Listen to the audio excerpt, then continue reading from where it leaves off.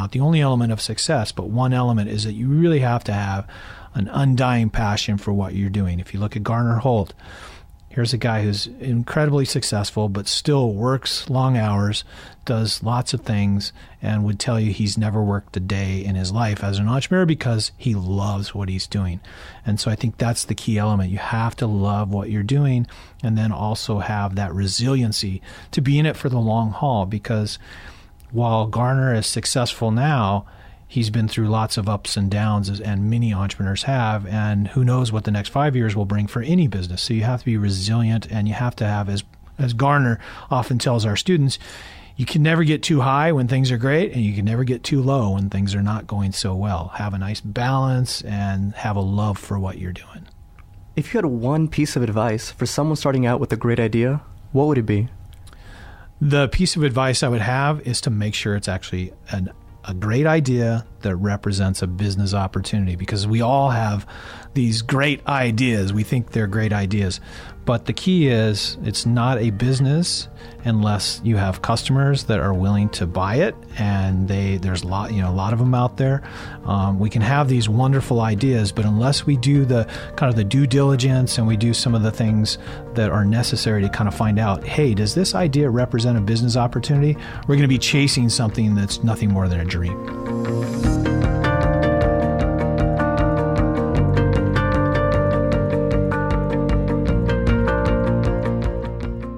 Listening to My Awesome Empire. Coming up, we'll meet a Moreno Valley pilot who's looking forward to more flight time and his 14th birthday. Don't go anywhere.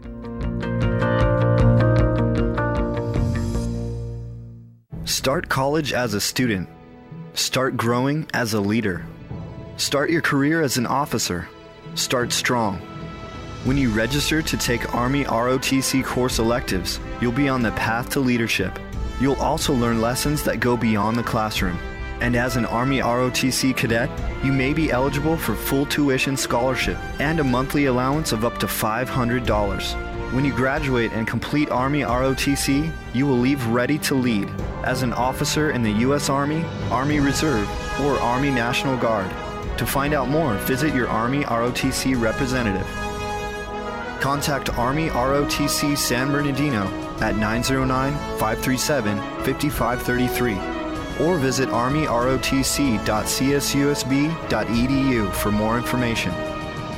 There's Strong, and then there's Army Strong, paid for by the United States Army.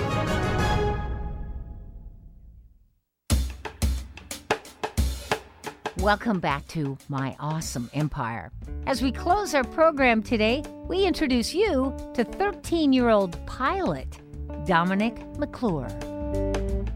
My name is Dominic McClure. I live in Moreno Valley, California.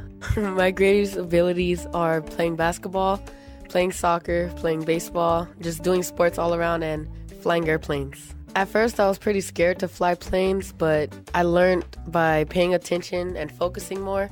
I used to be scared of heights, but now I'm not afraid of heights, and I'm always ready to go up in a plane. I'm in a program called Civil Air Patrol, and they give us opportunities to go flying in the planes, so that's where I got my first opportunity. I'm 13. When people say that kids can't do the same thing as adults, I prove them wrong by going and doing the same thing that adults can do. I believe I can do anything that I want to do in this world. Thanks, Dominic. And thank you for joining us today for My Awesome Empire. Produced entirely by students at Cal State San Bernardino who love to tell the stories of the Inland Empire. Do you know of an incredible war veteran who should be recognized? Do you know an extraordinary community volunteer or a chef? We'd love to hear about them. Write to us. My Awesome Empire at csusb.edu. Thanks to student producer co-hosts Aaron Campbell and Arnold Robles, engineer Brenda Ortiz, and chief production engineer Arnold Robles. Finally, some music on our program was written and performed by music student Trevor Glowden. My Awesome Empire is a production of the College of Arts and Letters at California State University, San Bernardino. Until next time, I'm Lacey Kendall. Have an awesome week.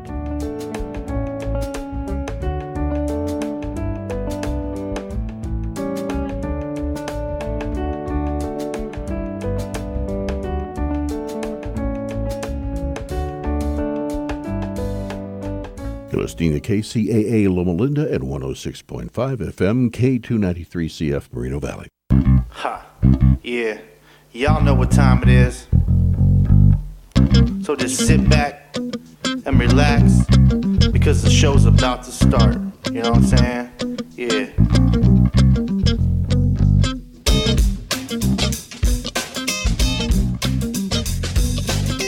Hey, everybody. This is KCAA AM 1050 Talk Radio, and you are listening to Let's Talk Community with David Phillips. I just want to thank everybody for coming out today. We have an awesome guest. But before I get into the awesomeness of our guest, I wanted to bring up kind of what I spent my day doing here in the Inland Empire. I got a chance to hang out with some awesome kids out at Rialto Middle School for the first Lego League robotics tournament for the Inland Empire. This is a regional qualifier to send winning teams to Legoland down there in San Diego, and the amount of passion and energy that these kids put into building robots that run through a series of obstacle courses to complete challenges. But it wasn't just that; it was also, as I look at my shirt, Trash and Tech. So it was sponsored by Burtech, and they were looking for ways to create solutions to common problems. And the score is more than just can your robot navigate the obstacles, but are you a team player? Can you help? What are your problem-solving skills? A lot of things that we need as people who are going to be productive citizens. So I had a great time emceeing this event. I really want to thank the Rialto Middle School robotics team for asking me to come out and MC the event. I had a really good time.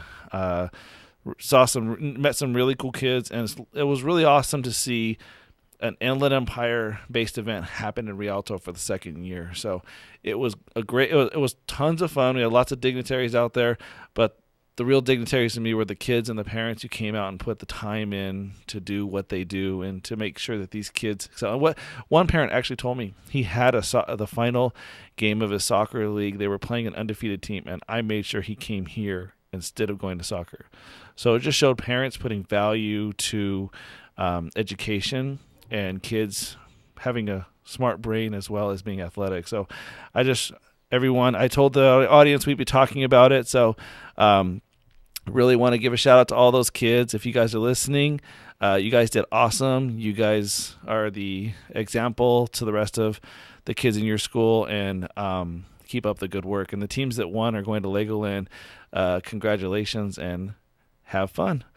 All right. So today I got a chance to meet someone named Sarai Garrett at the Inland Empire Cupcake Fair. And when I met her, I didn't know exactly what I was getting myself into. Sarai is an awesome lady with tons of passion, and she has a really cool nickname, kind of like me being Mr. Inland Empire. But I'll let her tell you her special nickname. But okay, would you like to introduce yourself to the audience? Of course, David. My name is Sarai Garrett, and I am the marketing millennial. There's that nickname. So how did you get the name Marketing Millennial? When I started doing research on millennials, and I realized that I also had the same perceived ideas of who millennials were, the more research I did, the more I realized that they weren't what everybody thought or who everybody thought they were. Also, in my research, I found out that I was one of them. Oh, you're a millennial? I'm a millennial. Sounds like an alien. Yeah, I feel like an alien sometimes, for sure. I think a lot of millennials do. It's definitely crazy growing up in a time where millennials are stereotyped the way that they are. How do we stereotype the millennials? Oh, I don't know. I think millennials are used to hearing that they are entitled.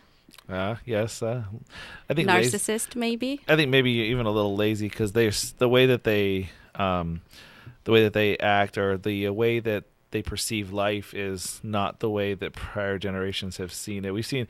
I talk to people all the time, talk about, I sound like an old man now. When I was younger, So, but things have changed a lot. Things have definitely changed. And growing up, being a millennial and not knowing you're a millennial, it's actually, that is the reason why it really catapulted me to just accept who I am and look at the culture of who a millennial is and really study and really look into why we are perceived the way that we're perceived. I'm really on a mission to be the exception of that stereotype, because we are the exception. All of us. We are all so different. We're all so unique. And we show it by just being who we are. The reason why a lot of people do not understand millennials is because we always hear this all the time. Back in my day, just like what you said, everybody says that. Back in my day. Everybody wants to compare how they were to the new generation, and it just doesn't work. It's a totally different world. Well, if we want communities to grow, if we want to see, forward growth, we can't stay the same, right? It's got to change, right? Right. And it's so interesting to me because a lot of people want to look at millennials and say, why are millennials like that? Well, our parents raised us. Who are our parents? Right. And so I have this presentation. I go through the psychology of a millennial, and I really show where millennials came from, how we grew up, what has shaped everything we know about life, and why we think differently, why we see the world differently. I really think that we're not any different from previous generations. We are very much the same. But the difference is the access to technology and what it has afforded us. Yes. That's the difference. We don't live in a sheltered bubble anymore. Nope. You don't have to wait for news to hit the newspaper or for the media to pick up and say, okay, we're going to take time to do this. Our technology, our phones are the way that we get information. And good, bad, or ugly, we get that information, gateway right? to the world. Right? Yeah. I know people sitting in interviews looking up information about the business or the company. And if they don't like what they read on reviews and an employer has a bad review, they will walk out because they have access to that information. And it's so interesting. That's with everything. Knowledge is power. Yes, it is. So our generation right now is the most powerful generation because we have that access to that power, to that knowledge. And one thing I wanted to ask you, because we just saw an off election year come and go, and I know here locally in the San Bernardino area, they looked at voter turnout, and voter turnout was about 10%, which in my mind makes me want to just just stab myself. It's like, it's got to be kidding me. 10% of the people made very, very important decisions. What happens when voting with millennials? Like, what gets them excited? What keeps them staying home? What gets us excited is that we are not in love with politicians. We are not in love with salesmen. And politicians a lot of the time sound like salesmen. Yeah. And so millennials are a different breed. We don't look at what you're going to sell us. We look at what you're actually doing. And now that we have access to what you're actually doing, that could be very dangerous for a lot of politicians. Only 34% of millennials, actually 34% of millennials consider themselves religious nuns, which basically means that they don't associate themselves with any party, although most of them do vote Democratic. So how do politicians take this information? And how do they really make it work for them is the question. Well, first of all, numbers can only tell you so much. Yeah. There is a whole culture to who millennials are, and if you don't know that culture, and if you can't infiltrate that culture, you will have a very hard time. Yeah, and I asked these questions because we have, as you heard the host who just left the building a few minutes ago, we were jabbering about a lot of political stuff and the way people are moving and shaking within the region. And I know a lot of you listen. You won't admit it, but I know a lot of you guys listen. So this is an opportunity for them to, because when you say millennials don't like politicians, none of us do. If you look at the ratings for Congress, they're in the toilet. Senate in the toilet. Of course, the president. After France, I don't know if he can rebound from statements he's made on poor Paris. But we don't like elected officials. They are a bunch of Yes. snake oil salesmen. Yes. They don't sell. But some of us, for example, millennials aren't used to that, and we don't accept it. Generations before us, Generation X and baby boomers, it's part of their culture. Yeah. They accept it. And if they don't see that, they think something's wrong with that. So it's so interesting for me when I'm looking at the different generations and how they behave and how they respond to certain people. So baby boomers, they still like to see people in business, for example. They like to see other people dress up business-like, because that says so much to baby boomers. Yeah. To where millennials, you don't have to put on a suit to tell me that you have integrity. So this is the difference between the two. Baby boomers and even Generation X kind of expect that salesy mentality, that salesy show. Mm-hmm. And millennials, we don't like it. Actually, if you're salesy, we get on our phones. Yeah, and I tell everybody, you see, if we're having a conversation and you see me pick up my phone and do nonsensical stuff, or even worse, if I doodle, I'm bored. Yeah. I'm over this conversation. So I try not to doodle in front of my wife because I don't want her to think that I'm bored of the conversation. But it's really important. I think one of the things that I think you and I both saw on social media was kind of like a step-by-step guide of why millennials don't do well in certain workplaces. Like, do their bosses take them seriously, kind of thing? What kind of boss are they? Are they going to waste their time, right? Oh my goodness. There's just so many factors to look at. And where do you want to start? Well, I think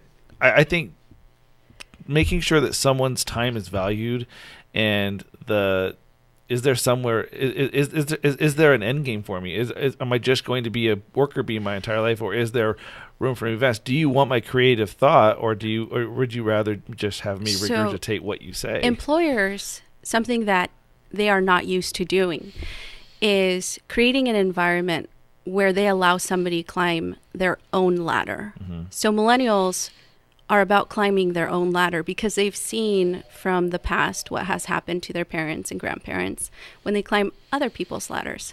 They work all of their lives, and right before retirement, they may lose that job. So that has happened way too often to a lot of people. And so millennials are looking at that. And I think we saw it also when the recession was happening. We saw a lot of people work 15, 20 years, put their life into one company and lose it all. Then the housing bubble happened. All of that was interconnected. So millennials are growing up in this, and they are affected just like their parents are. Mm-hmm. They are having to move out of those homes. They are having to relocate and do everything that their parents are doing. So they are also experiencing what their parents are experiencing on a different level. But as we're growing up, millennials, we are looking at authority, at our parents, everything that they do, and that is shaping our mentality. On top of that, we're also growing up in a time where our parents were listening to Tony Robbins. You can have the life that you want.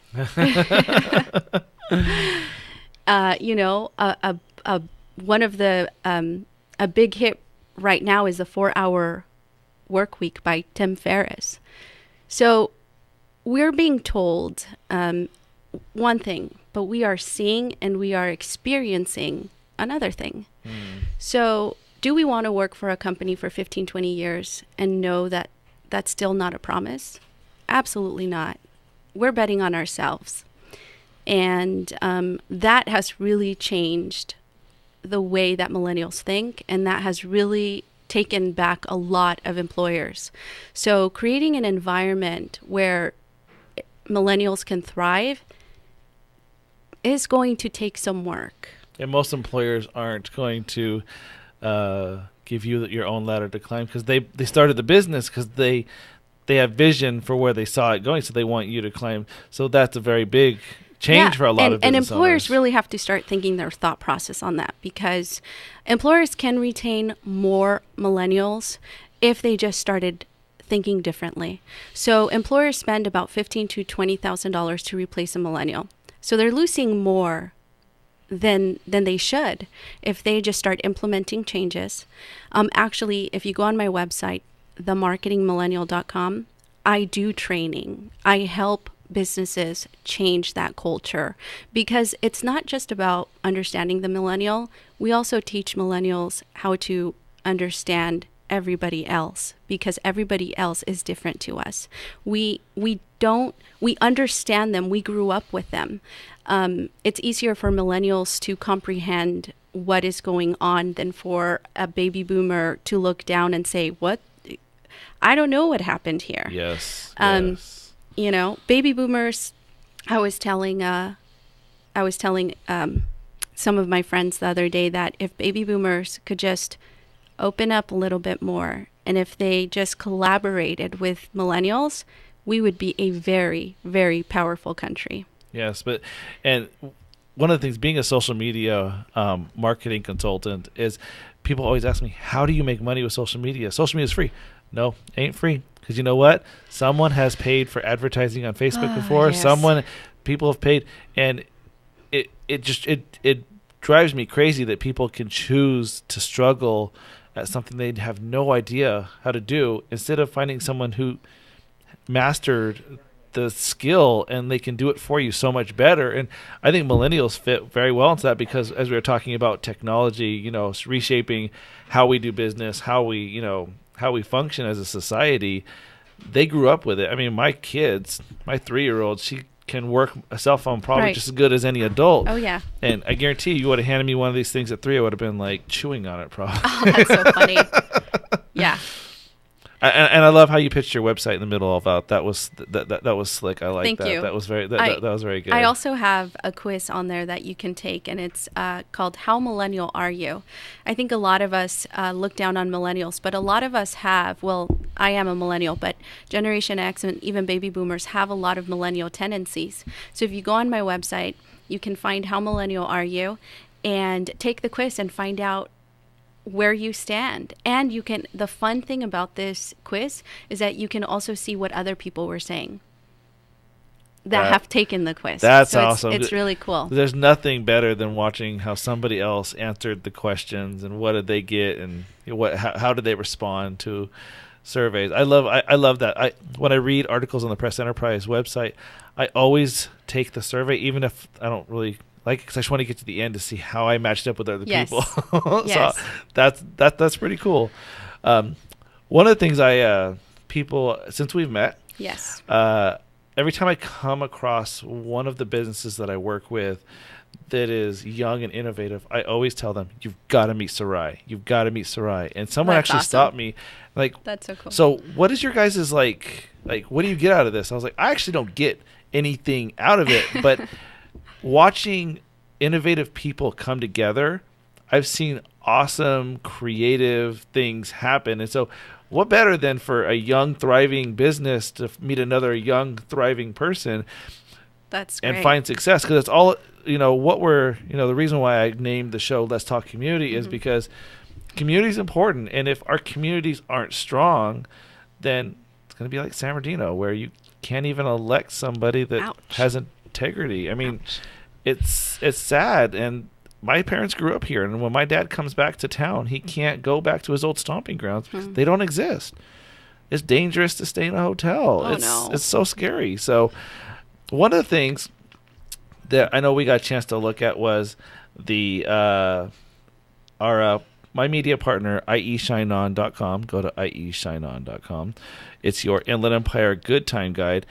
They put up a top 10. You're from the IE Win top 10 guide. And to be honest with you, I don't want to admit that some of these fit me, but some of them do. And like number one, and I guess Evan Leary is going to get some props from this, but 991 is your number one favorite radio station. It was when I was a kid, but not anymore. Now it's K-Frog. But just some of the stuff. How many of these things when you went through this, did you fit at least a few of these? Or A few.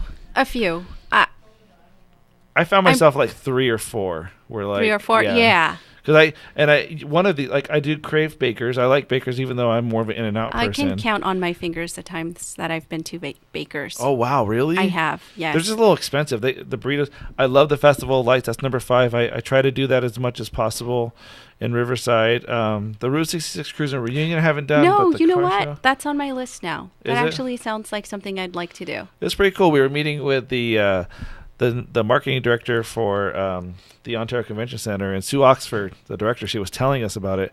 And I'm like, I didn't do it this year, I've but I think never I'm going been to do there, it. but I would like to now. I know you've been here. You just did an event there, didn't you? Oh, yes. Yeah, at Castle yes, Park. Castle Park. It says you've been to a Castle Park at least once. I can say probably I've been there a million times because that's where we're... I actually haven't been to Castle Park in years. I don't know how many. I'll take that back because we took our kids there, but I haven't been on the rides for a very long time. But you did get on the rides recently, I didn't did. you? I saw something on Facebook about I that. did. It was life-changing. This is what happens when you're an adult. I really liked your analogy about the ride you got on. Yes. It actually spoke to me in a moment where I was having an issue with that. So I was like, that's perspective. I like that. You want to Yes. talk about that? Well, I feel like I love learning from every little experience, especially when there's a lot of emotion involved. And for me, when I was getting on this ride, the emotion of, I don't want to do this. This is so annoying. I just don't want to put myself in this situation. It's a ride. Great. I don't want to go upside down. But my sister insisted. And so I thought, okay, fine, I'll try it. And I'm holding so tight that my hands are sweating. And I'm thinking, and all of those things are going through my head. And when the ride started, at first when it was building up momentum, that was probably the worst time of the ride. The worst feeling was when it was building up the momentum. And so, because you just felt like you were going to fall off. And I'm holding on tight and my eyes are closed. And eventually when the ride started going around full circle, I thought, you know what? Other people have been on this ride and they've actually enjoyed it, I'm sure. I'm just going to enjoy this sucker. So I opened my eyes and I let go of the fear. I let go of whatever I was feeling. Why? I don't know. Why I was feeling that way, I don't know. Was I really afraid? What was it? When you get older, you tend to not experience certain things. And so for me, that was an eye-opener. I felt like, you know what? We're conditioned, or we tell ourselves that life is supposed to be a certain way, that when you get to a certain age, you shouldn't do certain things. But this really opened my eyes, and I thought, why not? And there's probably people my age that love to go on rides, but that's just not me, and that's not my life. Yeah. And for the last couple years, my business has been my focus. And so this is really for all of those people who have kind of forgotten to open their eyes and just enjoy the ride because they're so busy on concentrating or finishing that project. It was really special for me because I thought, I was just there. No, my kids weren't there. I was working, so I kind of snuck away before the show to get on the rides, and it was a great experience. I really enjoyed it, and it really showed me a lot about life that I didn't think that I would get to experience by getting on a funny little ride. It definitely, it was one of those moments that it was just an aha moment. You never know when you're going to get them. And so for me, it was really about enjoying the ride. And then also with anything in life, when we start a new endeavor or a new business or something different that we haven't done before, building up that momentum is the scariest time of your life. Right. And so that also spoke to me as well. I just felt like I had to talk about it because I was telling a friend about it and she's like, have you written that down? And I said, actually, I did. And she's like, well, you have to share it. So I did. I shared it. And I'm glad you connected with it. It was really good. I have moments where, things get difficult and I'm just like, forget it, I'm not doing this anymore. And that's when something turns around or I open my eyes. And one of the things, talking about getting focused on your business and not taking those moments, 3 men in the Inland Empire and in my life have kind of helped keep me remembering who my family, like that my family's important, that there's something outside of work, and that's Ray Lozano, Paul Chabot, and Joel Green. Those are three men that are very powerful in this Inland Empire area, and they're very busy, but they kept reminding me, take time. Yes. And so, like, when we go to Laguna with my family, I take my daughters to the Spectrum. We ride the carousel. I'm That's a awesome. big dork sitting on a horse riding the carousel with my kids. That means something to my daughters, and Well, that helps David, me unconnect for a second. Yes. And you'd be a dork if you were by yourself. Okay, so You're having with my your daughters, daughter. okay. You are not a dork. So the girls help relieve the dorkiness. You are. I appreciate Yes, you that. are a dad. You're allowed. And Yeah. you know what? And even if you're not, you're allowed. Isn't that what I just said? We right? are always We're allowed to right? live life. Because you were without kids, right? Yeah. Yes, I was, and that was a great experience. Just being able to take something so small and really allow it to change your life. And ever since whenever I feel anxious or whenever I feel afraid, or even if I feel anxious or afraid, I just allow myself to be okay with that. It's okay. This is scary. That's right, Sarah. It's okay. Allow yourself to feel afraid. And then the fear just leaves. Fades away, right? It fades away. And so a lot of times we just get stuck in our own minds. And it's about learning how to live. And this is I think something that is big with millennials is enjoying the moment, creating meaning for yourself. Every millennial that I've met, and not just because I've met them, this is actually data as well, is that millennials seek meaning. Millennials seek freedom of expression, freedom to enjoy life. And right now, millennials are doing the most traveling than anybody else. And we are one of the brokest generations because we are the highest unemployed right now. Yes. But we're making it work. Most of us live at home with mom and dad. You live with mom and dad still? I don't. Yeah, and I love watching millennials take risks, and I really see them moving in a direction that is of their benefit, that they're interested in. Those are things that and they're getting creative. Yeah, and I hate it when people say, "Oh, I've worked here for 30 years and hated every moment of it." Really? You wasted 30 years of your life hating? So you've been dead for 30 years. Right? So I'm just like, those kinds of people, I think, I'm going to get spiritual for a second, but I think God brings those types of people into my life to remind me to be passionate, to love what I'm doing, not just do something. I think there's a point in everybody's life where even though it takes some people 30 years, there's a wake-up point for everyone. Unfortunately, it takes some people 30, 40 years, and maybe some people never really actually wake up and enjoy life the way that they should. And a lot of that really has to do with perspective. How do they see life? What does life mean to them? And if you're not asking yourself those questions, then you're definitely not really living. Well, I want to thank you for sitting down with us. This is the fastest 30 minutes in radio, and I'm just getting my 2-minute warning. A couple of events that we want to talk about that are coming up in the Inland Empire. First, I want to talk about we're doing Mr. Inland Empire is hosting coffee with Paul Chabot at Coffee Nuts in Rialto on Thursday the 19th, I believe. I'm trying to bring up my events here. Yeah, Thursday the 19th, we're going to be at Coffee Nuts in Rialto from 6 to 7:30. Come on out, drink some coffee, hang out with us in a really cool, awesome location, and get to know Paul and what he plans for the area of the 31st Congressional District. And then also, I want to talk about, there's a Hands of Stone Boxing Center that is having a spaghetti dinner fundraising in Rialto, and it's at 123 South Rialto Avenue at their boxing club. And there's a group of people trying to do good things for the youth. It's $10. You get a drink and a main dish included. Come on out, help support what they're doing, because like we talked about today, kids that are busy aren't getting in trouble. So there's the bumper music. I want to thank everybody for listening today. Don't forget to go to Let's Talk Community on Facebook and connect with us there and learn more about everything we talked about today. All right. See you guys later.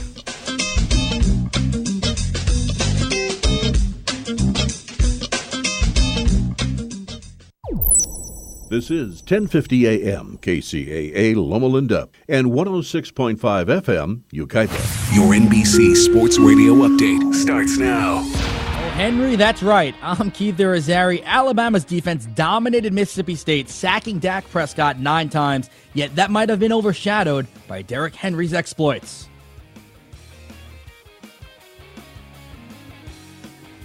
And Derrick Henry would run for 204 yards and 2 touchdowns as Alabama rocked Mississippi State 31-6. Other scores of note, Michigan and Indiana, they went into overtime, double overtime, with the Wolverines escaping a 48-41 victory. Jake Rudock, 6 touchdowns, 4 of them going to Jehu Chesson, who also had 207 receiving yards. Number 1, Clemson rolled past Syracuse 37-27. Deshaun Watson, 360 yards passing, 2 TDs, another 105 on the ground, and a score.